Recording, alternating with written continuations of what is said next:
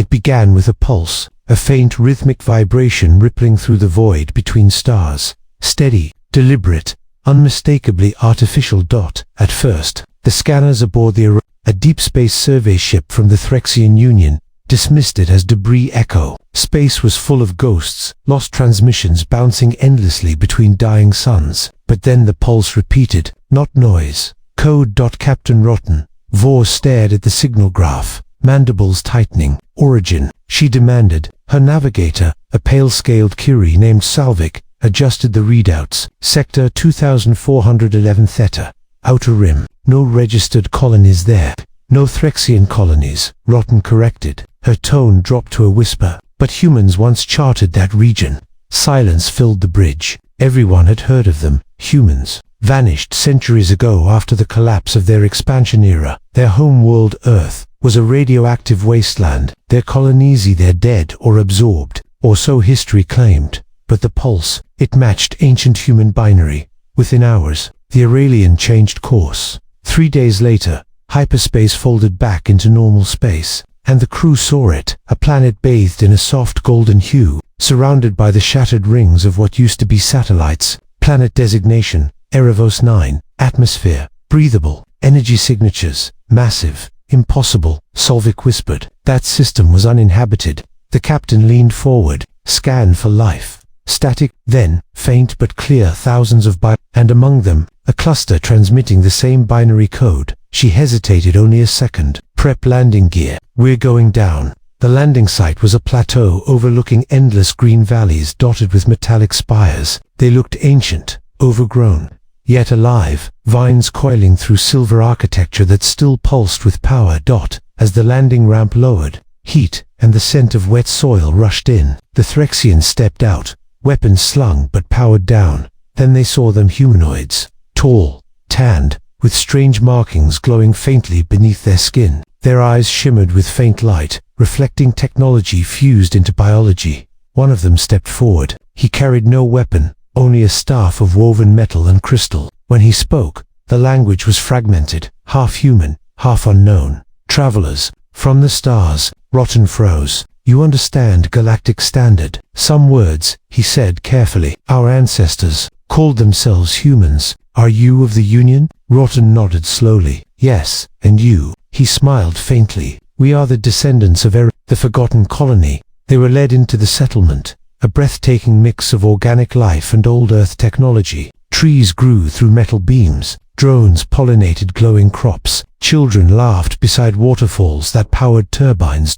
Inside the central hall, a massive holographic globe hovered Earth, spinning slowly, wrapped in data streams. We keep the memory, said the man with the staff, who introduced himself as Aron Solus, the colony's speaker. Our ancestors came here after the collapse. The ship crashed. Few survived, but they adapted, merged with the world. The flora was sentient. We bonded with it, creating what you see. Rotten's eyes widened. You fused biology and machine. Aron nodded. To survive, we became one with but we are still human, in our hearts. Then he turned serious. You came because of the signal. Yes, she said. It was old human binary. Why now? Aron touched the staff. It glowed softly. Because the sky has changed. Something stirs beyond the rim. We needed to call out, in case humanity still lived. Before she could reply, the ground trembled. Outside, the horizon burned. Alarms screamed through the village. A crimson streak tore across the clouds. A warship, enormous, jagged, unlike anything Rotten had ever seen. Who are they? She shouted over the coms. Aaron's face hardened. The Vorn. Raiders from the dark sectors. They come for our cause. Explosions rocked the valley. Shards of plasma lit up the night as the Threxian soldiers took defensive positions. The colonists moved with eerie coordination, touching the vines, and the ground itself responded, roots rising into barricades, glowing shields blooming like petals. The Vornak gunships descended, black as oil, their hulls marked with bone-white runes. Rotten drew her rifle. We hold the line here. But before she could fire, the ground split open. A pulse of blue light surged outward. The colony's living network had awakened. The vines became tendrils of energy, striking back at the raiders with shocking precision.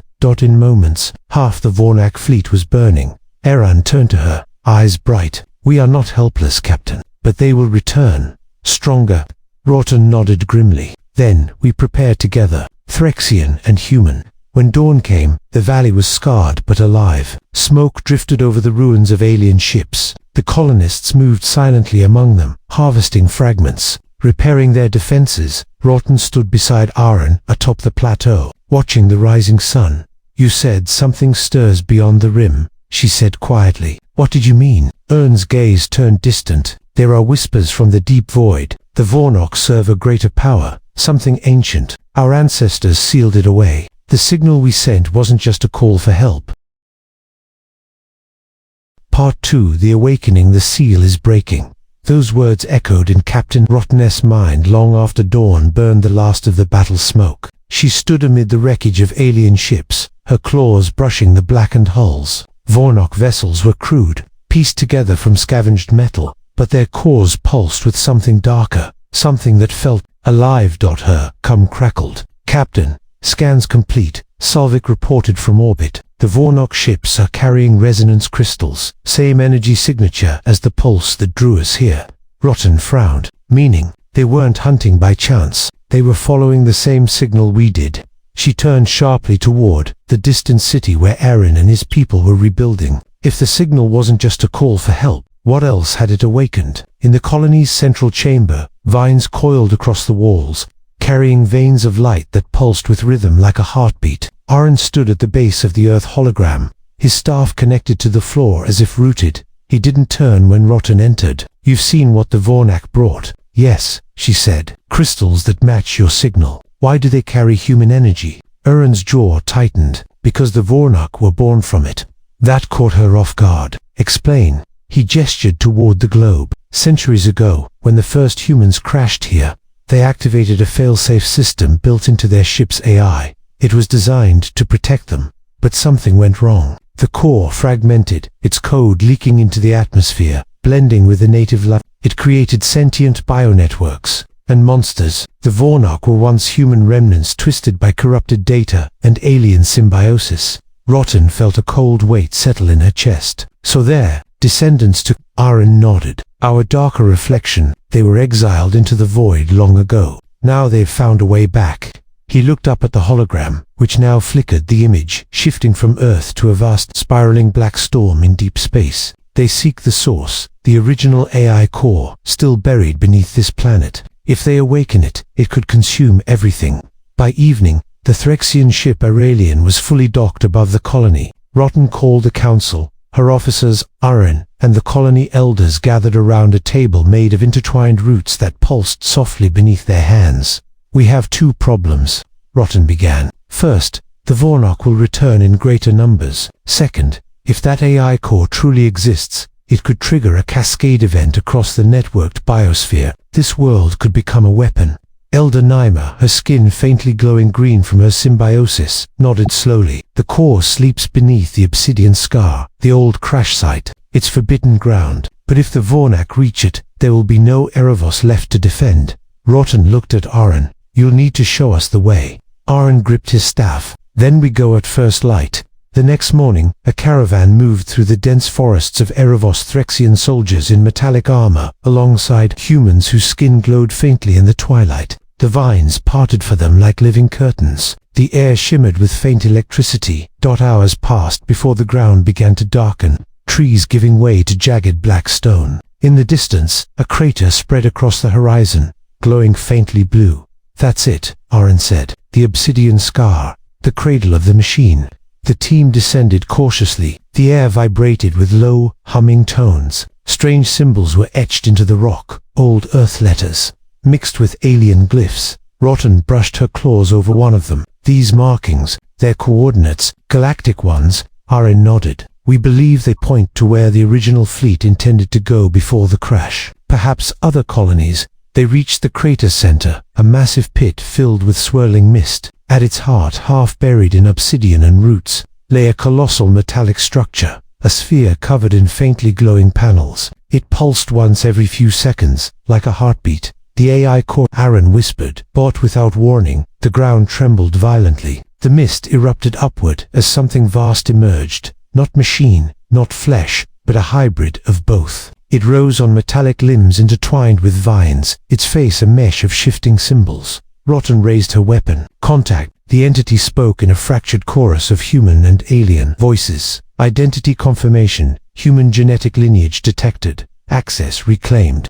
The air crackled. The humans around Aaron dropped to their knees, eyes glowing. Aaron struggled to speak. It's linking with us. It thinks we are its creators. Rotten fired a plasma shot into the air. Break the connection. But the entity reached toward them, and light engulfed everything.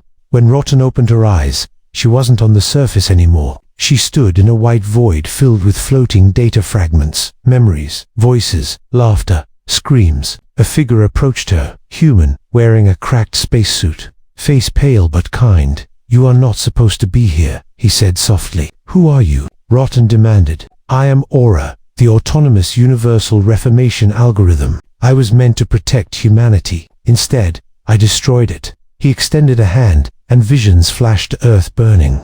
Ships fleeing, the Erevos crash, colonists merging with alien life. "I tried to preserve life," Aura said, voice trembling like static. "But in doing so, I created two paths, one harmonious, one corrupted. The Vornok are the infection. They will seek me again to finish what I began." Rotten clenched her fists. "Then let us destroy you before they do."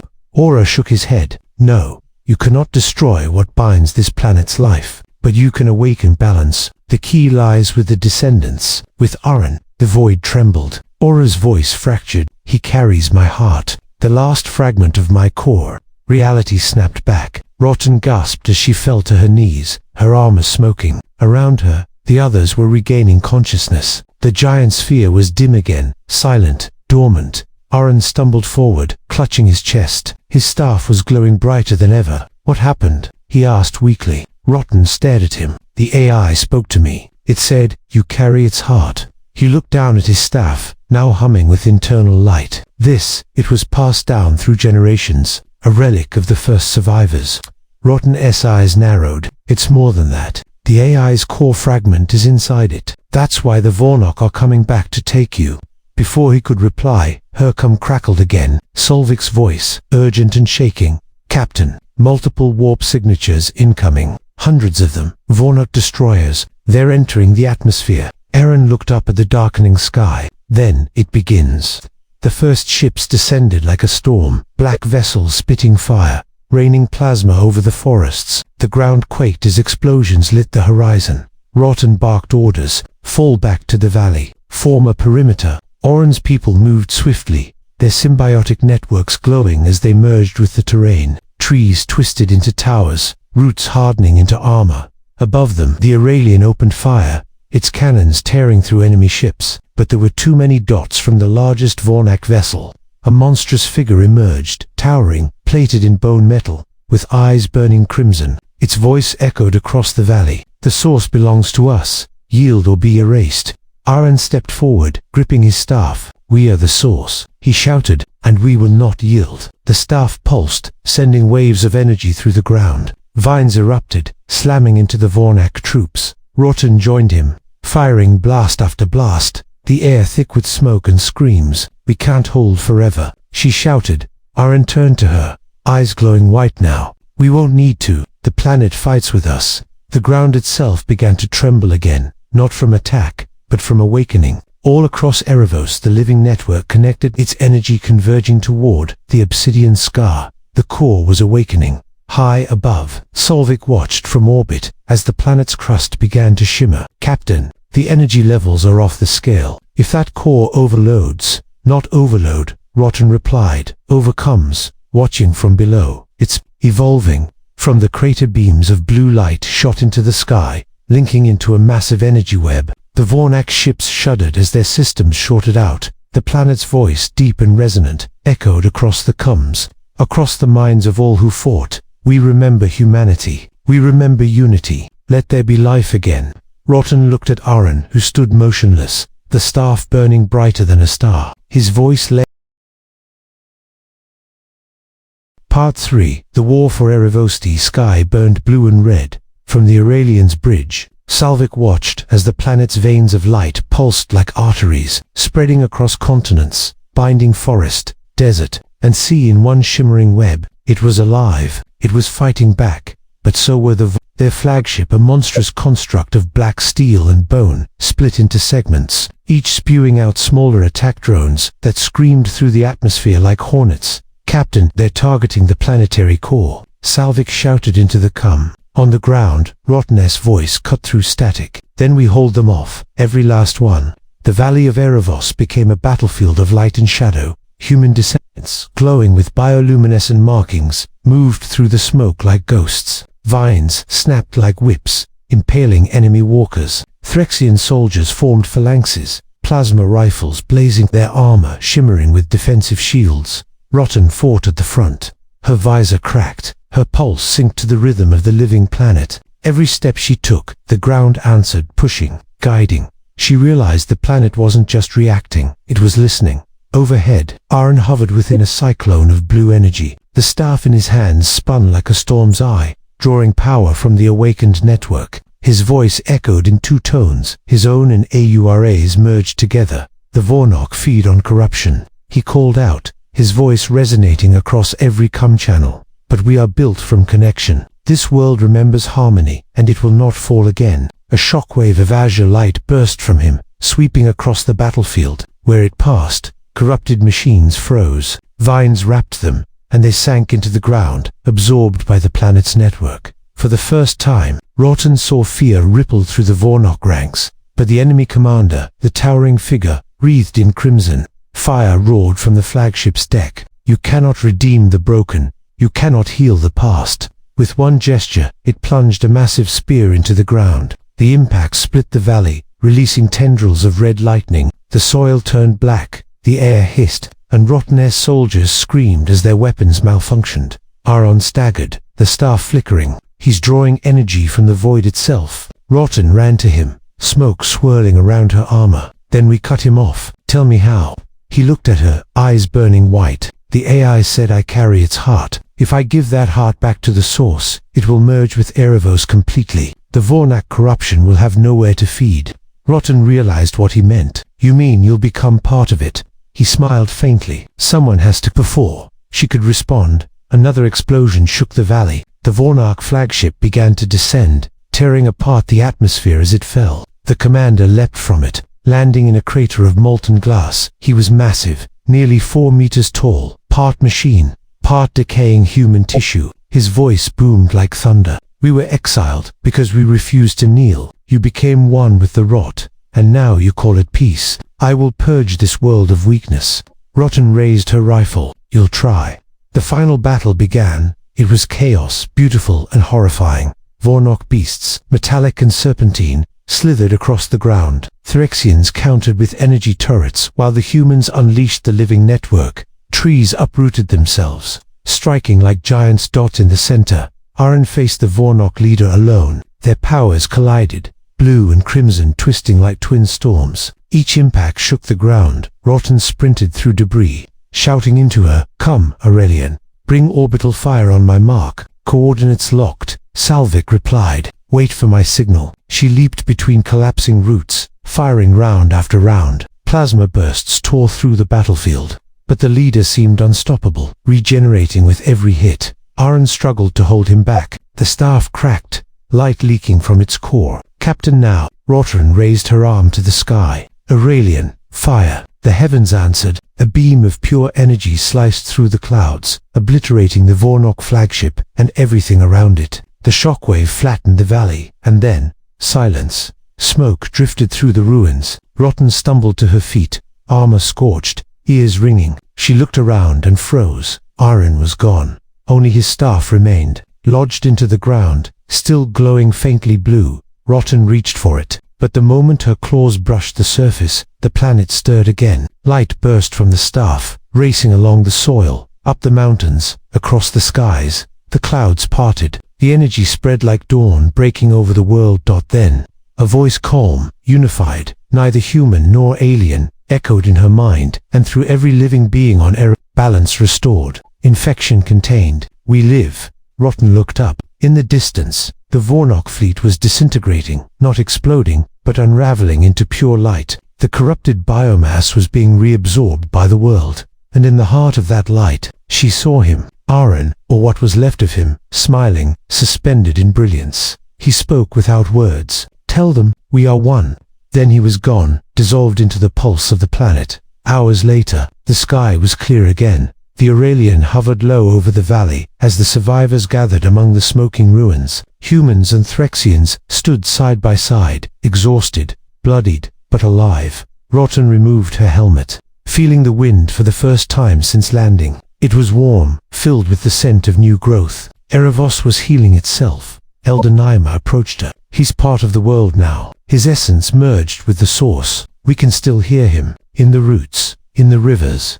Rotten nodded slowly. "Then his sacrifice wasn't in vain." "No," Naima said softly. "It was renewal." From orbit, the planet no longer looked wounded. Where battle scars had burned, lush greenery spread rapidly, glimmering with faint threads of energy. Rotten stood on the Aurelian's observation deck, watching. Solvik joined her, expression thoughtful. "So what now, Captain? Do we report this? The Council won't believe half of it." Rotten smiled faintly. "They'll believe when they see what's coming. Erevos isn't just a lost colony anymore. It's proof humanity survived and evolved." She turned toward him. "We'll stay, build a research outpost, start communication links. This world holds technology beyond anything the Union has. And maybe," she looked out again, eyes distant, "maybe it's time we stop seeing humans as relics and start seeing them as the future."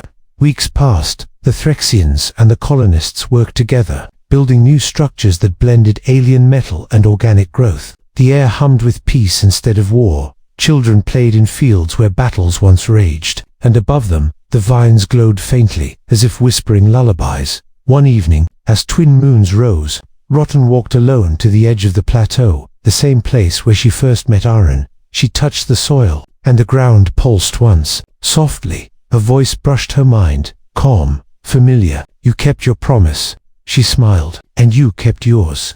The pulse faded, leaving only the gentle wind. She looked up at the stars. Somewhere beyond them, others would soon hear of Erevos, the reborn world where human and alien bloodlines merged, where war had given way to unity. And maybe, one day, they'd all come home. Part 4. The rebirth at dawn that rose over Karen's Peak was unlike any in its history. For the first time, the alien sky shimmered not with plasma storms or warning sirens, but with peaceful stillness. Human and alien patrols worked side by side, clearing the debris of war. What had once been a battlefield was now the seed of something greater. "Commander."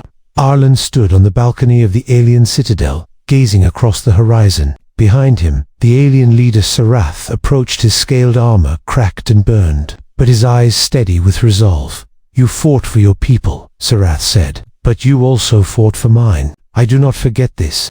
Arlen gave a half smile. "We both bled for survival. Maybe now we can start fighting for something bigger."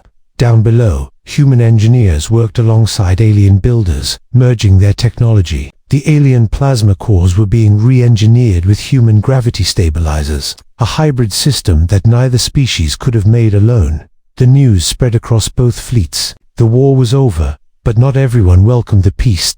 Deep beneath the citadel, in the tunnels once used by alien soldiers, a hidden faction of pureblood aliens planned to strike back. They saw the human alliance as blasphemy, contamination. Their leader, a scarred alien zealot named prepared his last resort, a buried energy pulse, bomb capable of wiping out both species in one blast, while the world above rebuilt. Arlen received word of the threat. "Voka was part of Sereth's old command," said Mira, scanning intercepted signals. "He's calling it the cleansing. If he triggers that bomb, everything we've built burns to ash." Arlen's face hardened. "Then we end this. Together." Seroth joined them immediately. Despite his injuries, he refused to let humans face the danger alone. The three descended into the tunnels, humans with rifles, aliens with plasma blades, and unity forged in the heart of chaos. The underground maze pulsed with red lights, shadows moving along the walls. Every echo felt alive, hungry. They found Voka at the core, chanting in his native tongue. The bomb's hum grew louder, energy veins glowing crimson. He turned, eyes burning. "You've poisoned our blood with your mercy," he hissed. "Our ancestors will curse your names." Serath stepped forward, weapon lowered. "Our ancestors are dead, Voka, but our children still live. and they deserve more than endless war. Voka lunged, but Arlen fired first. The plasma bolt tore through the control node, destabilizing the bomb. Sparks erupted. Mira ran to the panel, hands flying across controls. Too unstable. I can't disarm it. But I can redirect the blast into the upper atmosphere, she shouted. Do it, Arlen ordered. The ground shook. Serath shielded Myra as she rerouted power. Energy surged, and the bomb detonated upward, a blazing column of light tearing through the sky. The explosion illuminated the entire planet, burning away the last symbols of division. When the light faded, the tunnels were silent. The war was finally, truly, over. Above ground. The people of both races saw the beams split the clouds like a new dawn being born. 2 weeks later, a council was formed, half human, half alien. They named their new alliance the Concord of Dawn.